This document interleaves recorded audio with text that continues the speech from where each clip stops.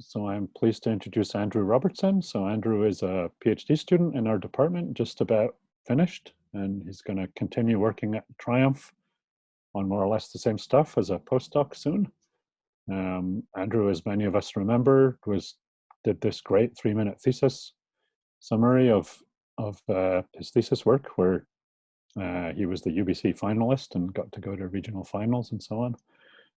So now we're going to get, instead of the 3-minute version, we're going to get the 45-minute version, I guess. So it's going to be 15 times better. So take it away. It's all yours, Andrew. All right. Thank you, Douglas. So yeah, I'm going to be talking about actinium-225 production at TRIUMF. This is a radionuclide that has shown to be quite effective at treating late-stage cancers, specifically prostate cancers in most cases. So what you're seeing here is possibly one of the most widely shared images in nuclear medicine from the past 5 years. This is the same slide from the 3-minute thesis. This is a patient with advanced prostate cancer, and all the black parts of this image that you see, except for the kidneys, are metastases that have spread to other parts of the body. And this patient, as sort of a last line therapy, was given this drug called actinium-225 PSMA-617. So this is a compound that contains actinium-225 bound to a biological molecule called prostate-specific membrane antigen 617. This is the chemical structure of the molecule here. Important parts to understand really is there's this one component that binds to the PSMA antigen. This is the antigen that's overexpressed on the surface of the majority of prostate cells. And then this other component that binds the actinium-225 to the pharmaceutical, and then a bunch of other stuff in between. But the idea is that when this is administered intravenously, that this will deliver the actinium-225 or the radioactive payload directly to the cancer cells. And then because alpha radiation is very destructive but doesn't travel very far, you can basically kill those cancer cells with minimal harm to surrounding healthy tissues. And here again, we see the same patient 9 months after receiving this treatment. Most of his metastases are gone. Actinium-225 isn't the only isotope that can potentially be used for targeted alpha therapy, but it is the one that is used, I would say, the most right now. There's a few things, properties of actinium-225 that make it good. The half-life is 10 days, sort of not too short, not too long. Chemically, actinium can be bound to these drugs. It also has multiple alphas emissions in its decay chain. So here we can see the actinium-225 decay chain. And this isn't the only patient that's seen good results from this treatment. There's a lot of papers that you can find in the literature. Here's a few excerpts from some of them. You say that 5 out of 40 patients receiving this drug as a last resort had a sustained response after 2 years. There was another study that said 34 out of 70 who received it responded with a delayed progression of the disease. Another study who used patients who had never received chemotherapy before, 41% of them receiving the actinium PSMA remained in remission after a year. But I think it's also important to understand that none of these patients are being treated within formal clinical trials, and this isn't an approved drug. There's a recent review that came out about all of the actinium PSMA work. I think it's a very good review. And this is written by the physician who really has been pioneering a lot of this work. And this is one thing that he had to say that I think is important to keep in mind. He says, until now, the clinical experience with actinium PSMA is limited to retrospective observational studies with patients that have been treated under compassionate care regulations. Such patients are more heterogeneous compared to formal clinical trials, which makes them rather hypothesis generating than hypothesis testing. So while we are seeing some good results, I think it's important to keep in mind that it hasn't been tested to the same degree that we expect most therapies to be tested. I think there's a number of reasons that this is the case with actinium-225. But one key reason is that there just isn't enough of this isotope available for those trials to make sense. You know, if you cannot support a drug once it gets approved, why invest tens to hundreds of millions of dollars in doing the clinical trials that will get that approval? So we want to make more actinium. How are we currently making it? Most of the actinium-225 in the world right now comes from the decay of decades-old nuclear weapons material. We have these thorium-229, actinium-225 generators that are used to produce most of the actinium. The idea being that thorium-229 with a very long half-life, at least relatively long compared to actinium, decays to radium-225 and then actinium-225. And radium and actinium-225 will be in secular equilibrium in this decay chain. And then you can chemically separate your radium and or your actinium, then leave it, and then your thorium will produce some more actinium. And you can, again, separate it days to weeks later. Most of this thorium-229 comes from the decay of uranium-233, and this was produced for nuclear weapons purposes. Getting details on this sort of thing is hard to find, but the rough timeline for this work goes something like in the 50s and 60s, most of the Americans produced metric tons of uranium-233. It was not actually used in weapons or reactors. Turns out enriched uranium and plutonium are better for those purposes, but the uranium sat unused for multiple decades, and the thorium-229 grows in. It takes a while because the thorium-229 half-life is long, and around the time in the early 90s when this idea of targeted alpha therapy started to get circulated, they began extracting the thorium-229 from the uranium-233. That was stopped about 10 years later, with the uranium being slated for permanent disposal, basically to downblend it to a safe, non-weaponizable concentration and then bury it deep underground.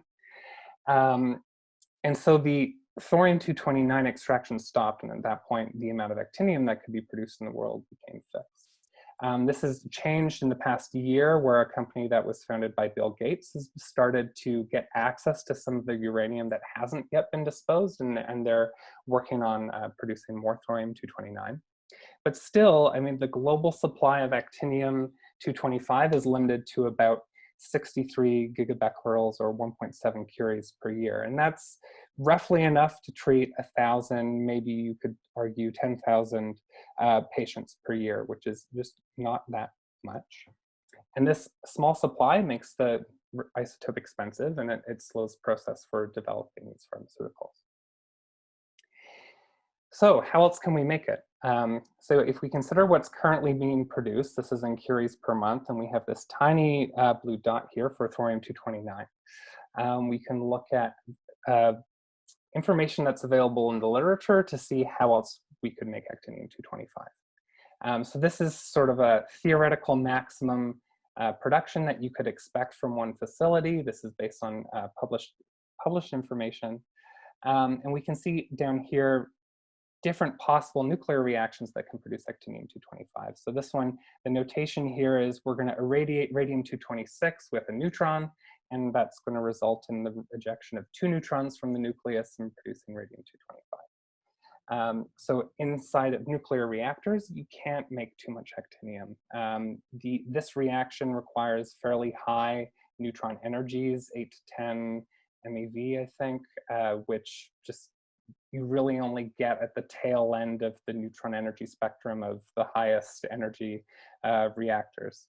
There have been some other studies where they used medical linacs these are electron accelerators that produce high energy photons by bremsstrahlung. They were able to produce some actinium-225 by removing neutrons from a nucleus with high energy photons, but that still is not something that's going to be producing large quantities of actinium-225. Really, it's proton accelerators that are going to be able to do that. If we look at the irradiation of radium-226 with protons. This is at about 15 MeV. You're starting to see like, okay, we can produce quite a fair amount of actinium. Of course, these are like theoretical maximum production estimates. Probably an actual facility would not be able to achieve this, but it's a good place to start. Right?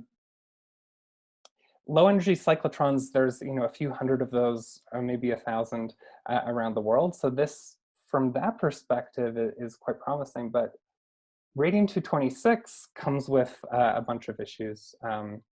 This is naturally occurring. You can dig it out of the ground. That's good for isotope production targets, but it's something that's naturally radioactive and quite challenging to work with from that perspective.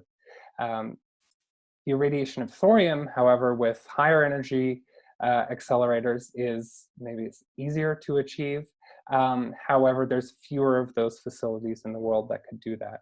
And once you start to consider, okay, how much actinium could you make through this method, it really becomes important to think about what is the energy and the current of your accelerator. Higher energy means you could theoretically irradiate more material. Higher current means you could produce it faster. Of course, there's a whole bunch of assumptions that go into these estimates. You could read about them here. But the takeaway is that irradiating thorium-232 with high energy protons can produce a fair bit of actinium, and that's great for us here in Vancouver because we have a facility that can do that. I want to talk a little bit about these nuclear reactions. Most medical isotopes are produced at low energies. This is what we would model with the compound nucleus reaction. You have your projectile colliding with your target nucleus. This forms a reaction, an intermediate, the compound nucleus that's unstable, it has a lot of energy, and you can basically model the ejection of particles, protons, neutrons, alpha particles, in this case, from that compound nucleus and leaving you with a residual nucleus. As you increase the energy of your projectile, though, this model doesn't become as relevant because in this case, say, a proton, it no longer interacts with the nucleus as a whole, but is interacting with individual nucleons inside of it. And this is what we call a spallation process. So it's a much more, I would say, complicated reaction type. You end up with this intranuclear cascade where your incident particle collides with a bunch of nucleons. This ejects a lot of small fragments from the nucleus, and you end up with a highly charged residual that can then evaporate or de-excite through multiple pathways or undergo fission.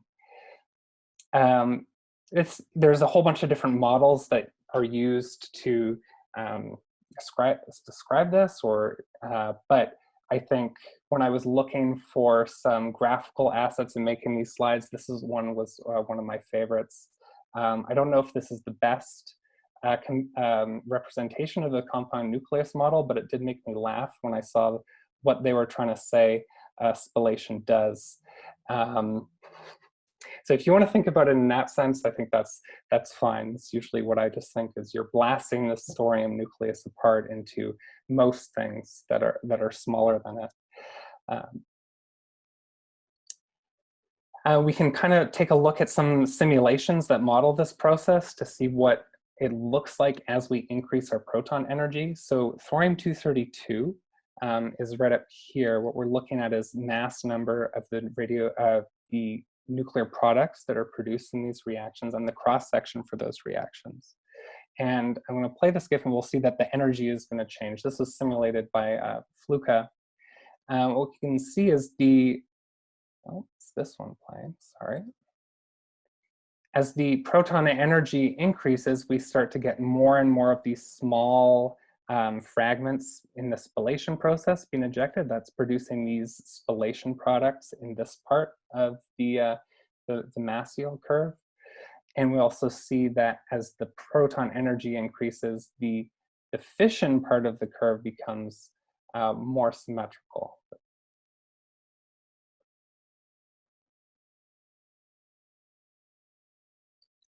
can look at this as, oops, on a nuclide chart, and we can see here are the fission products that are produced in these reactions. Here are the spallation products, and we can see as the proton energy is increasing, you're producing more and more of these spallation products, which are typically proton heavy versus the neutron heavy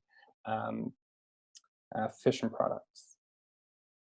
The main takeaway from this, though, is that if we're going to be irradiating thorium-232 with high energy protons, we're producing lots of different radionuclides. And that's good because actinium-225 is in here somewhere. It's one of the darker pixels on this curve, which is good. So I like spallation because it can make some actinium, but at the same time, it's also the source of most of the problems that we have to face with trying to do this, because generally, the more radionuclides you have to deal with, the more problems you have to try and solve.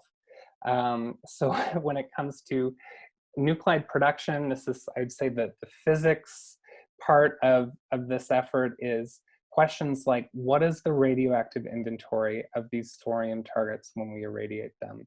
How can we estimate that radioactive inventory? And how do we know that that estimate is good? And this is important because we're producing so many different radionuclides in here. Some of them are noble gases, some of them are halogens, they're volatile or gaseous, they emit alpha particles, there's a large number of radiation protection hazards that have to be considered when doing this, and we really want to make sure that that is controlled and managed properly. So when we have to design our thorium targets, we want to make sure that we know with a large degree of certainty that everything that is produced inside of that thorium target is going to stay inside of it. We also want to know, how do we safely handle these targets after the irradiations? If we can do that, we then have to remove the actinium from this target and get it into a more pure form where it doesn't have all these other radioisotopes in it that we don't want. So there's questions here about how do we separate actinium from pretty much most of the rest of the periodic table, and how do we verify that we're actually doing that separation? This is not a poorly made periodic table that's missing a few elements. This is actually a representation of the elements with radioisotopes that are produced in this target. So it's quite a lot. There's another problem that happens when you're trying to produce actinium-225 through thorium spallation, and that's the production of other actinium isotopes that can't be chemically separated. So what are we making in there? We have actinium-225, this has a 10-day half-life, as well as actinium-224 and actinium-226. Those are not as concerning because their half-lives are shorter. We don't produce as much of them, but we do produce actinium-227. This has a 22-year half-life, so it's not going away faster than actinium-225. It also has multiple alpha decays in its decay chain. There's 5, and very strict regulatory limits for waste disposal, licensing, accidental ingestion of actinium-227. It's really a nuclide that a lot of people who are interested in getting actinium-225, they don't want it. I would say there's no consensus in the field on this. I know where I'd say I stand, or we at TRIUMF don't think that actinium-227 is great to have. But this is basically, if you were to irradiate these thorium targets and then chemically separate out actinium, this is the group of actinium isotopes that you are going to get. And this is what we call directly produced actinium. But fortunately, if your proton energy is high enough, you're also going to be producing radium-225. These are the radium nuclides that are produced at about 480 MeV. Nature is very kind to us that the radium-227 half-life is so short. So we do produce radium-227. It does decay to actinium-227, but the half-life is so short that by the time we actually get this target out after irradiation and start the chemistry, there's no more radium-227 anymore. What we're left with is radium-225, 228, 224, and 226. These last two aren't really a concern for actinium production because they decay to radons. Radon's a noble gas that tends to take care of itself in your chemical separations. And then we're left with radium-225 and radium-228 that then decay to actiniums. And this can get you a second actinium-225 product that theoretically has no actinium-227 in it. And this is what we call our generator-produced actinium-225 because it comes from this radium-225 actinium-225 generator. I have some notation that I use to reference these. This one has a star next to it. This one has the 227, 225 in the dagger. So how do we actually make our actinium-225? Before we even get to the chemistry, what does all of this look like? So here's a beamline diagram of TRIUMF's 500 MeV cyclotron. We have on our multiple places where you can, or we do spallation reactions, and we have irradiated thorium targets at ISAC, but the beamline that we're concerned with today is beamline 1A. This is a beamline that runs for most of the year for other science experiments. We have 2 muon production targets that are used for a lot of material science research. And the proton beam continues past those and goes over to the beam dump. And just before it gets to the beam dump, it passes through the IPF, or the 500 MeV isotope production facility.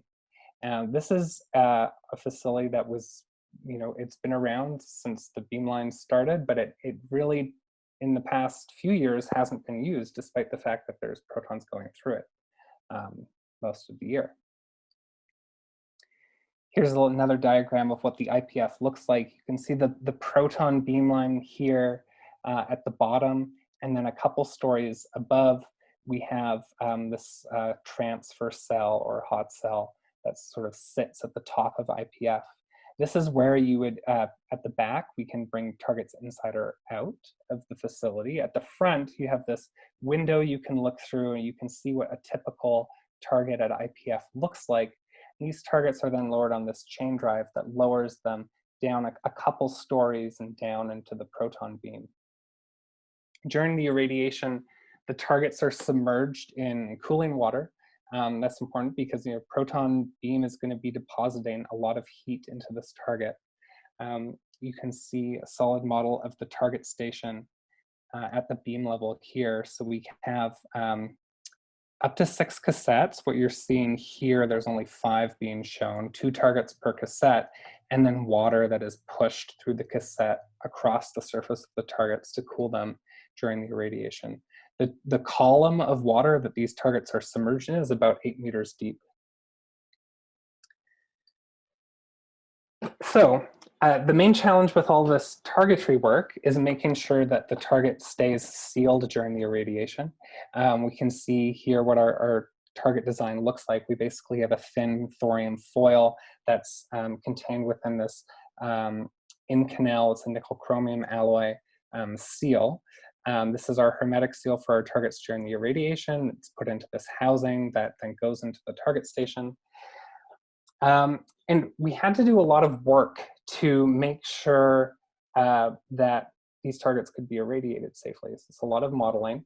This was done by a co-op student who was working with us a couple years ago and is thankfully now back again. But we look at the power profile of how much heat is being deposited by the proton beam into the target. We consider a whole bunch of different operating parameters, do some thermal modeling to see how hot that target is going to get, then transfer that to see what stresses will be felt by the target, and define some safety factors relative to the yield strength of that hermetic seal. And a whole bunch of conservative assumptions go into these models. This is some sample results. The first graph here, what you're looking at is flow path lines for the cooling water on top of a temperature profile of the target. Here's what the mechanical results look like. I mean, the takeaway from this, though, is that as long as our proton beam is greater than 20 millimeters wide and less than 100 microamps, that we can be very confident these targets can be irradiated safely. And that's great because that is compatible with the proton beam that is going through IPF most of the year. And this means that we can irradiate our targets without impacting other cyclotron users.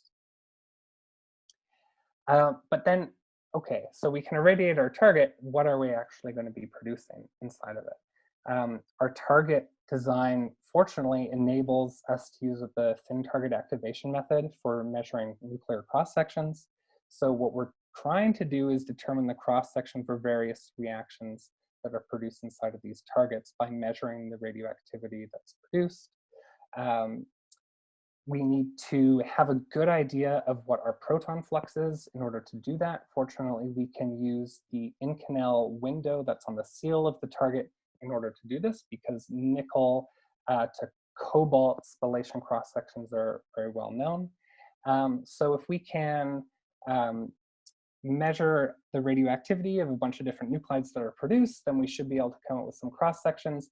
This looks fairly simple, but there's some complicating factors that you sometimes need to consider, like, is the nuclide that you're producing or the cross-section that you're measuring an independent cross-section or a cumulative cross-section? Are you talking about the cross-section of producing that specific nuclide, or is what you're measuring direct production of that nuclide plus its parents being produced and then decaying into it? Then you have a bunch of parent progeny decay corrections to consider during and after the irradiation. You can correct for all of those things. It's just a fantastic exercise in first order linear differential equations that take up lots of pages. So I didn't put it on the slide. What does measuring the radioactivity actually look like in the targets? It's a bit complicated. Here's a gamma ray spectrum of the irradiated thorium about 7 days after the irradiation. And you can see there's a large number of peaks. There's a few that are identified on the graph here. But in order to make sure that we know with certainty that the gamma line that we are measuring corresponds to the nuclide we think it is, we have some fairly stringent acceptance criteria. So we want to see multiple gamma lines from the same nuclide giving you the same activity measurement. Or if you have a nuclide that is only emitting a single gamma line that you can detect, you want to see that line decaying with the expected half-life of that nuclide. So in total, I was able to get about 47 different nuclides that I'm very confident were measured in that spectrum, and that corresponded to 38 different cross-section measurements. For actinium and radium-225, this is what it looks like. So the green dot is what we're measuring for these cross-sections. The light blue is data that's in the literature. The other lines are various simulations for these cross-sections with different proton energies. And we can see that I think one takeaway from this is that you really need to be in the, over 100 to 200 MeV before you can start making the radium-225 in useful quantities, not so much for the directly produced actinium. And we can look at this for all the other cross sections we were able to measure, but maybe a bunch of tiny graphs is a bit confusing, and it makes more sense to just look at your mass yield curve here.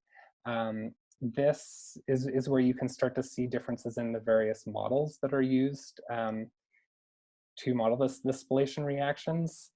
But still, for comparing the models to the data, this isn't the best way to look at it, I don't think, because as you can see in most cases, these empty circles, we're only able to measure one side of the line of stability. We're not able to measure both.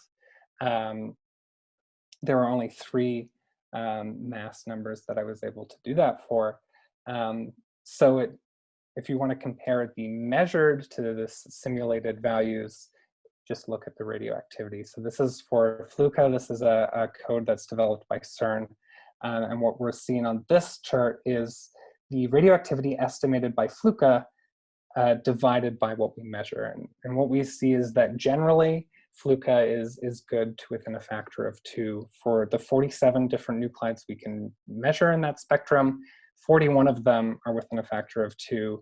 If you exclude nuclides, isomers, because we know Fluka doesn't model those accurately, and you exclude ones produced by neutron capture, because we know our simulations probably aren't modeling the neutron flux properly, then we can say that 37 out of 38 of our nuclides agree within a factor of 2.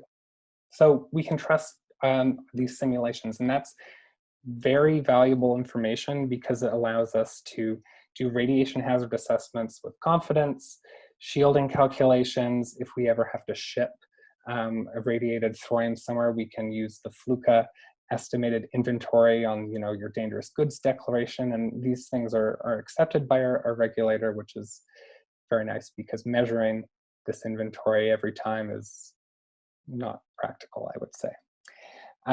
If you want to see more about these cross-section measurements and the simulations, we have a paper that should hopefully be out soon. It's currently under review. And then there's the chemistry. So we've produced a whole bunch of different nuclides. We know how much we're producing. We have a target that can do that. We now have to get the actinium out from this mix. There's a few challenges that are associated with doing this. Main one being that we have to separate actinium from, I would say, most other elements on the periodic table. So on this chart, you see the black elements are ones that have isotopes with greater than 0.1% radioactivity relative to actinium-225. Other ones are less than 0.1%.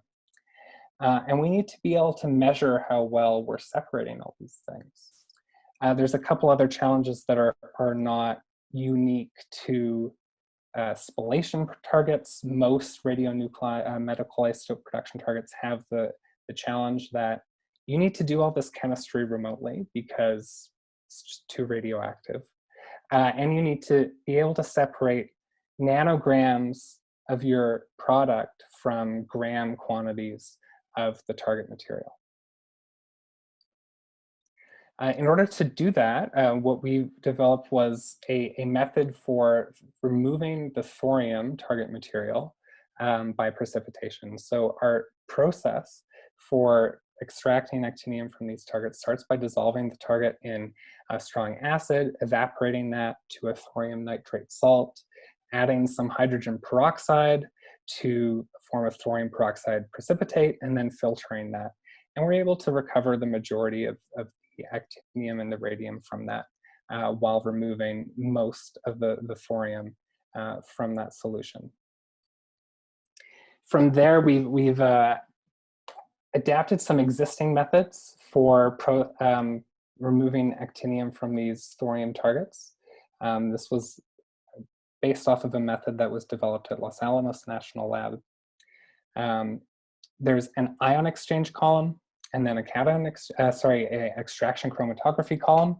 I maybe won't go through all the details of how this works, but you can kind of see these are elution profiles. So what you're seeing here is at what volume do certain things come out of these columns, and we can see that we're separating thorium on the cation column is being separated from actinium and radium, and then on the next column we have radium being separated from actinium, and that looks great, but what about all the other nuclides that are produced? And this is where we had a bunch of tracer studies with stable and radioactive tracers that were done just to see where the different elements go in this process.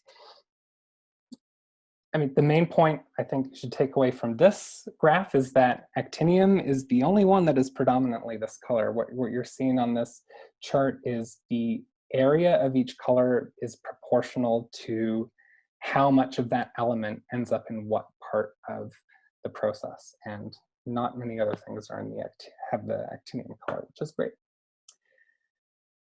In order to make our generator-produced actinium-225, we then, after we've separated all of the actinium isotopes from the solution, we pass it through. This is basically a filter to make sure that we get all of the actinium-227 out. And then we then have our radium-225, actinium-225 generator. You wait for the actinium-225 to grow in, and then we repeat this process, and that gives us our second actinium product. We also, so that was sort of the process development. Now we actually have to implement it and do it in a way that is safe. In this case, that means doing the chemistry remotely. I'd say this was one of the, at the same time, the most fun and most frustrating parts of the work I've done in the past few years is building some equipment to do this chemistry in an automated way. You can kind of see, this is looking in through the front of our hot cell, what was set up there. This is on the outside of the hot cell, and now I'm going to show you a quick video so you can see what this actually looks like when we produce some actinium. So where we are at right at the start here, we've just brought our actinium into the lab. It's in this shielded transfer container, and we're going to put it into this hot cell here. So this is the graduate student run fast target transfer system where I pick it up with a pole, put it into the hot cell, and then we have these manipulators inside the hot cell that can pick up our target. We have this target opener. It's basically a fancy can opener that's going to cut the target open, remove the thorium. And then we can pick up that thin thorium foil. There's this little suction device here and drop it into a beaker. And then we add some acid and some heat, and we start dissolving it.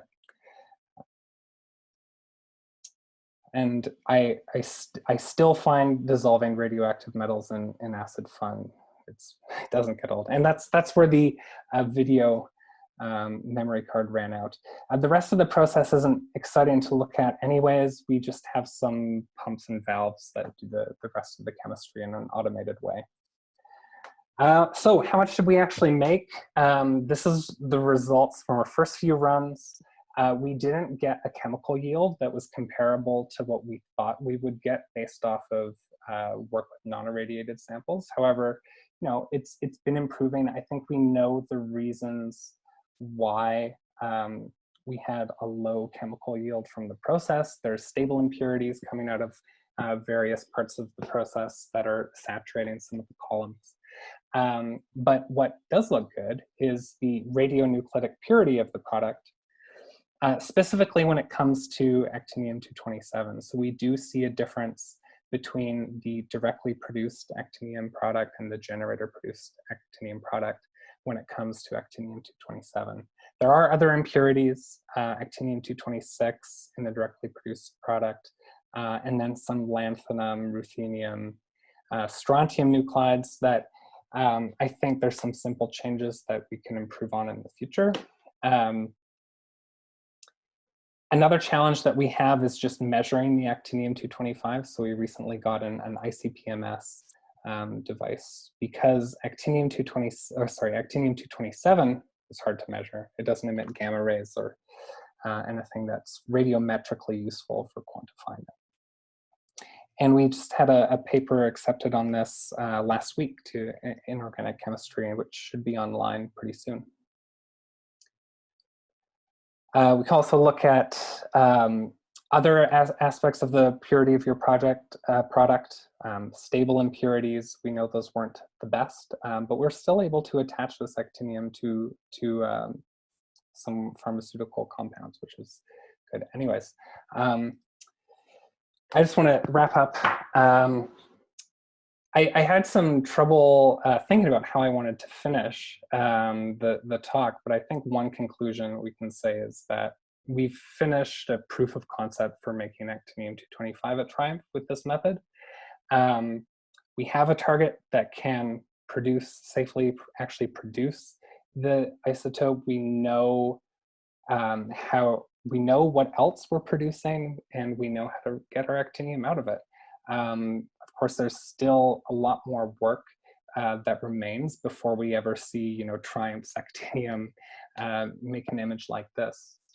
Another conclusion I had from this, and this I guess is a personal conclusion, is just that doing interdisciplinary research is really fun. I've been thrown outside of my comfort zone so many times intellectually in the past few years, especially when it comes to all the chemistry, but it's really where I think I've learned the most. Anyways, there's a lot of people who have helped this effort. I've only named the people here that have not co-authored on the publications, but everyone at TRIUMF Life Sciences division really has helped a lot in some way throughout this effort over the past 4 years, as well as everyone at TRIUMF Innovations, with collaborators at Canadian Nuclear Laboratories and my supervisors as an associate and Paul Schaefer. And that's it. Thank you. Great, thanks, Andrew.